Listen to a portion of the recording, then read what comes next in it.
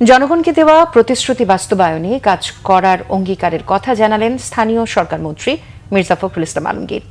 এদিকে আইনি কাঠামোর মধ্যে জনগণকে যতটুকু সেবা দেয়া যায় ততটুকু করা হবে বলে জানিয়েছেন আইনমন্ত্রী অ্যাডভোকেট আসিফুজ্জামান।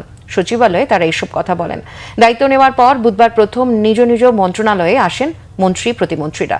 মন্ত্রণালয়ে তাদের স্বাগত জানান সচিব সহ ঊর্ধ্বতন কর্মকর্তারা। স্থানীয় সরকার মন্ত্রী মির্জা ফখরুল ইসলাম আলমগীর বলেন, জনগণের প্রত্যাশা পূরণে কাজ করবে সরকার। মূল লক্ষ্য জনগণের সেবা করা। অর্থ ও পরিকল্পনা মন্ত্রী আমির খসরু মাহমুদ চৌধুরী বলেন, পৃষ্ঠপোষকতার অর্থনীতি থেকে দেশকে বের করাই সরকারের মূল লক্ষ্য। আর্থিক প্রতিষ্ঠানগুলোর স্বচ্ছতা ও জবাবদিহিতা নিশ্চিত করার ওপরও গুরুত্ব দেন তিনি। এদিকে সবার জন্য আইনি সেবা নিশ্চিত করার অঙ্গীকার ব্যক্ত করেছেন আইনমন্ত্রী অ্যাডভোকেট আসাদুজ্জামান।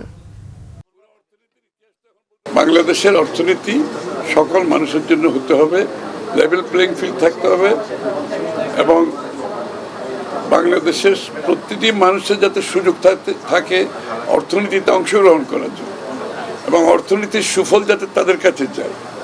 আর তৃতীয় কথা হচ্ছে, এটা সফলভাবে করতে হলে আমাদের সিরিয়াস ডিরেগুলেশন করতে হবে। বাংলাদেশ একটি ওভার রেগুলেটেড কান্ট্রি হয়ে গেছে।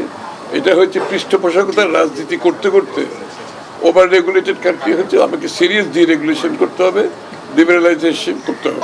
আমরা আমাদের যে commitment to the people during the election, নির্বাচনের ম্যানিফেস্টোতে আমরা যেটা কমিট করেছি, আমাদের চেয়ারপারসন, আমাদের প্রাইম মিনিস্টার, তিনি যে কমিট করেছেন সেই কমিটগুলো আমরা ফুলফিল করব। মানুষের প্রতি আমাদের যে দায়বোধ, সেই দায়বোধ আমরা মনে করি যে সরকার পরিচালনা করতে গিয়ে আমাদের মূল লক্ষ্যই থাকবে জনগণের সেবা করা।